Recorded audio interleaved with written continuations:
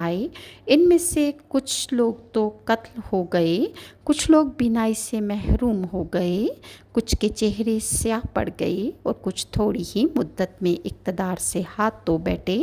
इमाम इब्न कसीर फरमाते हैं कि कातिलीन हुसैन से खुदाई इंतकाम के बारे में जो रवायात वारिद हैं वो अक्सर सही हैं, और जो लोग इस कत्ल न हक़ में शरीक रहे इनमें से शायद ही कोई दुनियावी ज़िंदगी में आफत और मुसीबत से बचा होगा। इनमें से हर शख्स दुनिया ही में किसी खौफनाक मर्ज़ में ज़रूर मुब्तला हुआ, और अक्सर तो लोग पागल हो गए जिन्होंने हज़रत इमाम हुसैन को शहीद करने में अपना हिस्सा डाला। इसके अलावा बंदर की फितरत में खसनत व नात, मकर फ़रेब, हीला साजी, शहवत परस्ती है। ग़ालिबन अल्लाह ताला ने इसलिए बनी इसराइल को यौम सब्त के बारे में हीला साजी की सज़ा ये दी कि उन्हें बंदर बना दिया। फरमाया कूनू किरदातन खासिइन।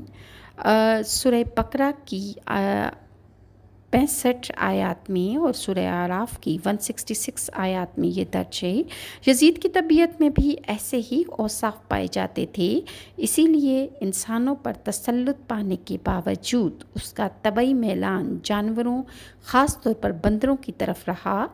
इब्न कसीर यजीद के मशागिल के ज़ैल में लिखते हैं, बंदरों को वो ज़रनिगार टोपियाँ ओढ़ाता था, रीछ और बंदर के दरमियान लड़ाई का खेल खेलता था, और जब कोई बंदर मर जाता तो उस पर गमगीन रहता था।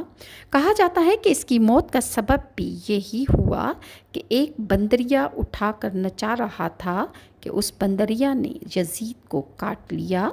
तारीख़ इब्न कसीर में ये दर्ज है।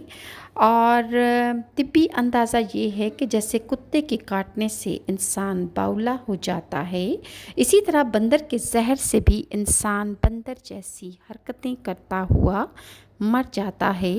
गोया हीला साज और मक्कार इसराइलियों की सज़ा का एक नमूना अल्लाह ताला ने फिर दिखा दिया।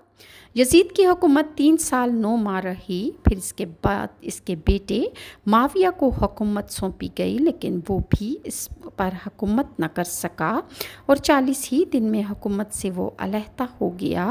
फिर अलहदगी से 40 या 70 रोज़ बाद 21 या 23 बरस की उम्र में वो इस जहान से रुखसत हो गया।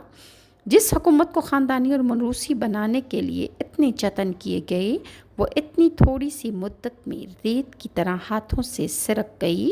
और यजीद ने इमाम हुसैन और अहले बैत को बेतरीक़ कत्ल करके आले मोहम्मद का नामो निशान मिटाना चाहा, लेकिन मालिक